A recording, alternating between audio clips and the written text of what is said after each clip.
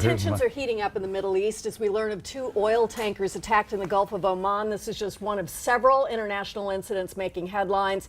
Retired 4-star U.S. Army General Barry McCaffrey is a military and intelligence expert and has been closely monitoring developments.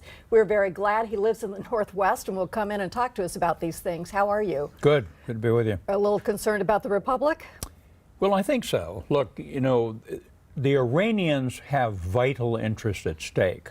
The economic constraints that Trump administration put into place, to my surprise, are starting to strangle them. They're going down in tubes. They're desperate. They're trying to break out of this box. They're now apparently going after oil tankers, so far just signaling their capability to close the Gulf. We could do this if we wanted to. Yeah, because they now attack 6 ships, and it's got to be Iranian Revolutionary Guard combat swimmers doing this with sort of small limpet mine explosions. If they ever did close the Gulf, no question we would fight, and it'll be a regional disaster for everyone involved. How likely do you think this is? I think pretty unlikely. I think what we're actually going to see is the Iranians will go back to making nuclear fissile material. They'll try and get the Europeans to help them break the economic blockade. So far, since we control the international banking system, it's been pretty effective. But at some point, the Japanese can't live without Middle Eastern oil. So this is heating up. It's going to be a confrontation. It's dangerous. I think everyone involved would realize that a war would be a real catastrophe. Be the wrong thing. All right, let's talk about the big news from yesterday. In an interview with George Stephanopoulos from ABC, President Trump said that he would look at, perhaps consider taking help from a foreign source in the election, might or might not call the FBI, and that the FBI director was wrong in saying that that should be your first call. What do you think about this, and what is the threat that's posed when a foreign entity approaches a candidate? Margaret, I've taught American government at college level for over 5 years. And I used to think I understood what the Constitution and the norms of behavior between the 3 branches of government are. No longer. I'm at a loss for words on trying to understand what Mr. Trump's doing. I think, and it pains me to say this, he's essentially a lawless individual. That's a direct confrontation, not just with the Congress, but with actual federal law and with ethics and common sense. And now the only important conversational topic dealing with Mr. Trump is why do 40% of the Americans still support him?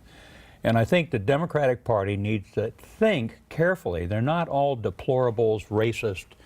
Some of them are. But for a variety of reasons, we've ended up with a president who has no character. And by the way, I think he's been that way his entire life. So we're in real trouble in this country. Okay. Other than that, how do you really feel? The Justice Department now says it's going to investigate the top intelligence officials who were involved in the beginnings of the Russia investigation. Is this a political payback, or is this something that is legitimate and could perhaps uncover some things that need to be corrected? Or is that unknowable? Well, I think it's a political, impulsive act on the part of the president. It again calls into question a norm of our government that the FBI, the Department of Justice, law enforcement in general, are non-political, non-partisan issues. Sometimes presidents have transgressed, but never like this. You know, when you look at the FBI, by the way, I have some serious reservations about what Mr. Comey did. I think he was a political actor, probably sort of pro-Hillary, but he ended up being completely disgracing himself and the FBI in that initial, during the election, prior to the election. In talking about the case and announcing she was cleared and throwing her back in the water. But having said that, by and large, the FBI is uncorruptible. By and large, the U.S. intelligence services talk directly to Congress, the Gang of 8. They tell the House and the Senate leadership, both parties, what they're up to. They operate within the law. And so our president, it's almost as if he sees himself as a separate actor attacking his own government. again, it's, in my view, fundamentally at odds with the Constitution of the United States. It's lawless activity on the part of the president. So what happens if the FBI does detect in a coming election that candidates are accepting this kind of information and using it? What would happen? Anything? Well, it's hard to know. By the way, mostly the FBI has domestic responsibility, and the CIA cannot collect evidence except under very limited circumstances on foreigners in the United States. So the people who would pick up on this would be the CIA or the National Security Agency, and we listen to global communications, global cyber traffic. It's all incredibly sensitive. The minute you hint you've broken somebody's communications, they change it. So the intelligence community will pick up fairly quickly on Russian, North Korean, Iranian, or other actors who are trying to influence the election. They are doing it. They're doing it right now. And it's not just the United States, it's Western Europe. And it's an act of political warfare. We need to secure our elections to include paper ballots. Right. But in addition, we need to confront the Russians in particular on it. This is the thing that has worried me from the beginning, is that we don't.